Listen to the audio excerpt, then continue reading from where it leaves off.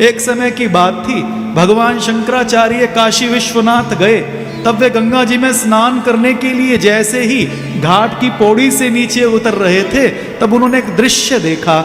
एक विप्र जिसकी कटी तक गंगा जल था, वो श्रुतियों का अध्ययन कर रहा था। तब शंकराचार्य जी ने पूछा, अरे भाई तुम कौन हो? तब उसने कहा, मैं ब्राह्मण हूं। कि यहाँ क्या करते हो?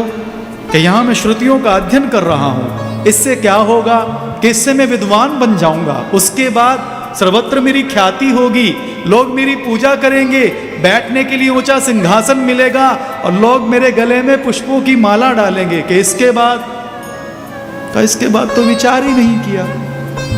तो उस समय शंकराचार्य जी ने जो गुण उपदेश दिया, ध्यान से सुनिए। वे कहने लगे, अंगम गलितम पलितम मुंडम दसन महीनम जातम टुंडम वृद्धो याति गृहीत्वा दंडम तदपि न मुंचतया सा पिंड पुनर्पि जन्नम पुनर्पि मरणम पुनर्पि जननी जठरे शयनम अहि संसारे खलु दुस्तारे कृपा पारे पायो मुरारे भज गोविंदम गोविंद भज मूढ़मते। अरे मूढ़, अंगम गलितम, तेरे अंग गलते जा रहे हैं, पलितम मुंडम, सिर के बाल भी सफेद होकर झड़ने लगे हैं, दसन महीनम जातम टुंडम, अब तू बूढ़ा हो गया है, तेरे दांत गिरने लगे हैं, वृद्धो याति गृहीत्वा दंडम, अब तू बिना लकड़ी के सहारे के चल नहीं सकता।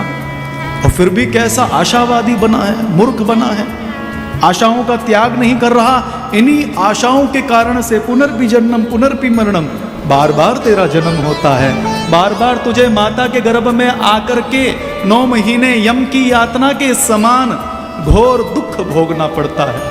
उस गर्भ काल में माता कैसे खट्टे मीठे तीखे पदार्थ पाती है, छोटे छोटे कीड़े उसकी कोमल त्वचा को बींदते हैं, खाते हैं, और गर्भ में ही भगवान की स्तुति करता है कि प्रभु इस नरक से मुझे उबारो, मैं बाहर आकर तुम्हारा भजन करूंगा।